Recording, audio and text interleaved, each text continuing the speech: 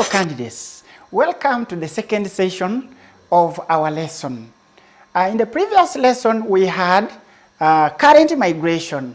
This time we are looking at economic organization of ethnic groups.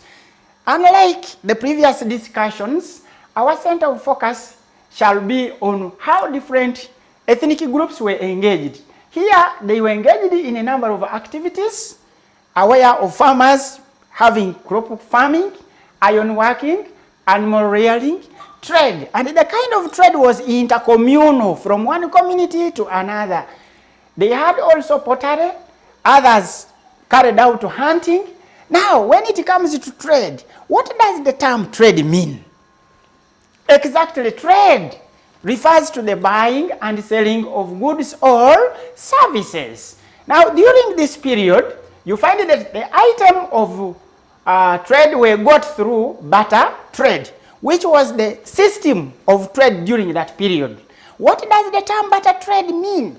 Barter trade refers to the buying, to the exchange of goods for goods or services for services. This kind of trade involved cheating as point number one, even getting people with the same needs. It was difficult.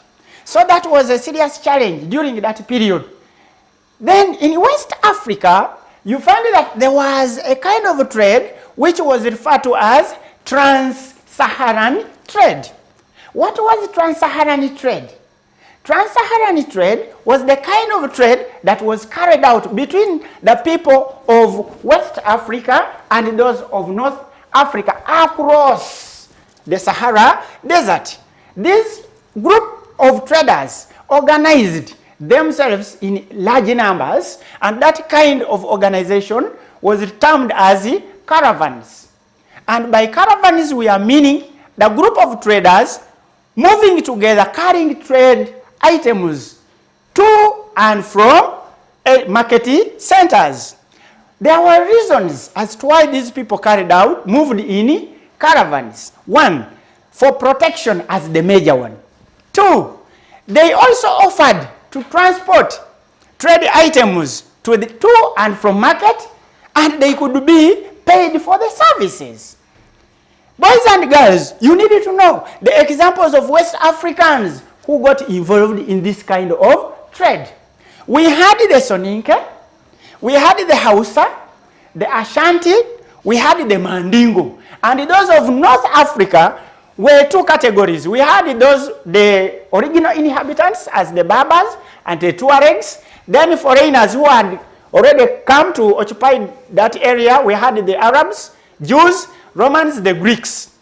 So these people brought a number of trade items to West Africa. So the items brought by the Berbers and the Arabs included salt, silk, camels, cotton cloths, glasses, perfumes, guns, beads to mention but a few.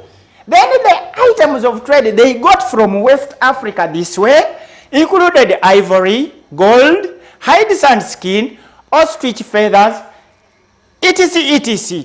Now, the kind of transport or the means of transport used by these people was a camel.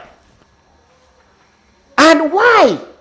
The reason as to why the camel was an ideal means of transport during that period was that this animal has a huge fat hump that gives it energy to move and stores water as well. Two, it has a stronger eyelid to protect the eyes from sandy dust and even the sun rays. It has a flat hooves that cannot sink on the sand. Where in the desert it is too hot and the ground is sandy. Boys and girls, on this activity, I have attached an assignment that you will write, and after which you send it back to us. So I wish you the best as you carry on with this activity. Thank you for attending. Bye-bye.